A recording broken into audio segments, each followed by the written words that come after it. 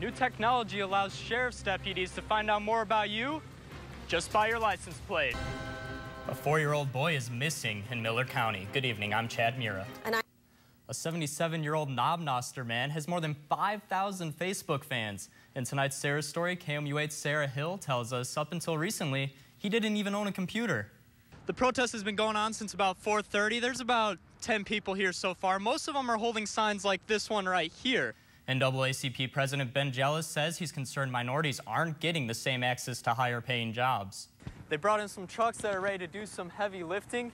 And there's even some of the woodwork done. Here's a frame to one of the windows. Some of the crew members have already gotten out here and started working. They just planted these plants over here. I just heard a Columbia police officer jokingly tell everyone the line's been closed down, but as you can see, that is not true. Now, unfortunately, we couldn't fit all our gear on our back for a bike ride over here, but we're gonna see if they let us in line anyway. For now, reporting live in Columbia, a very hungry Chad Mira, KOMU8 News.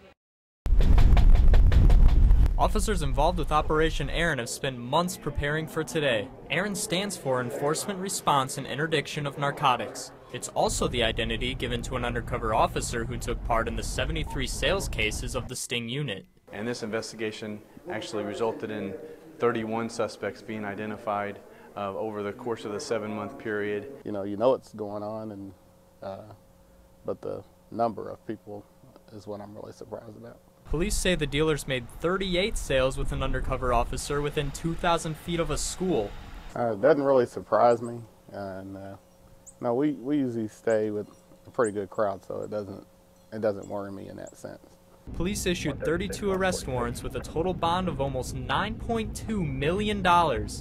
Now 26 of the 32 defendants are in custody. Chad Mira, KOMU8 News, Sedalia. Angie, if I was an officer with this technology, I could drive through that parking garage right there.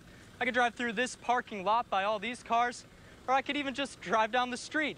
And every license plate I pass will be scanned by my cameras, and information on that driver will be put in the laptop in my car.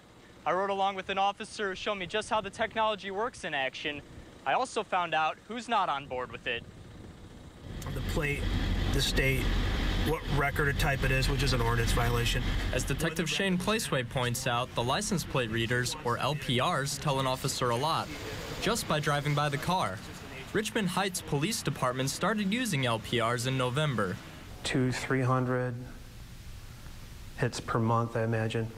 Hundreds of hits on wanted people, and tens of thousands of scans.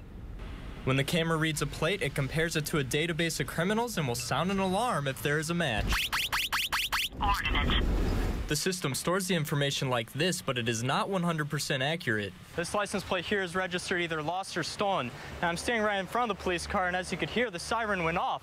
But if I was just to walk a couple lanes of traffic over, that might not be the case. Despite its faults, the police department is still impressed. It takes about a second. In a 60-day trial period, the CPD made more than 10 arrests and recovered a stolen car thanks to the LPRs. Those arrests most likely would not have occurred without the license plate recognition system. However, these results don't matter to everyone. Mitch Richards has been involved in protests against security cameras downtown. And so we're out here today to express our love of freedom, of liberty, of our constitutional and natural rights, and most of all of our dignity as human beings. His problem is with the added surveillance in general. There are people out there that are criminals, and perhaps that they could be caught by these cameras, but what we are giving up to have those few criminals, taken into account is just not worth it. We're using this as a tool to catch criminals. It's not to be utilized as a surveillance tool per se. Richards is worried more cameras means less freedom. We have dignity. We're supposed to respect the individual, respect freedom, and if we abandon those, we abandon who we are as Americans and as a republic. There would be policies in place to prevent anybody from misusing the information or the system.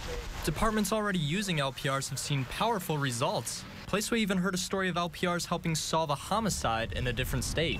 I can't imagine somebody not wanting this. This is a tool that gives us the ability to do so much more than we can do without it. The department is trying to get approval for this technology, but the city council is cautious moving forward because of privacy concerns. Richenberger hopes CPD will buy the readers within the next couple months.